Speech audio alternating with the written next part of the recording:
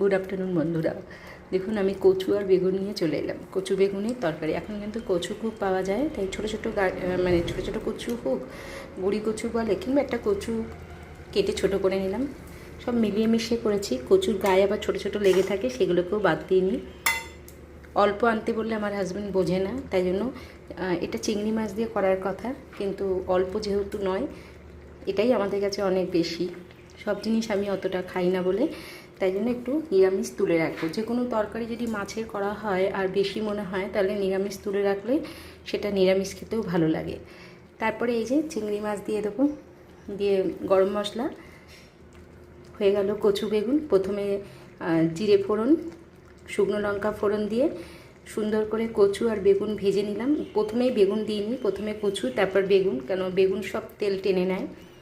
খুব সুন্দর করে ভাজতে হবে লাল লাল করে। তারপরে আদা, জিরে, ধনে, কাঁচা লঙ্কা বেটে, হলুদ, একটু কাশ্মীরি গুঁড়ো লঙ্কা দিয়ে নেড়ে চেড়ে জল দিয়ে হয়ে গেল। আর ওপর থেকে গরম মশলা আর চিংড়ি মাছ। কেমন লাগলো বন্ধুরা অবশ্যই বলবেন।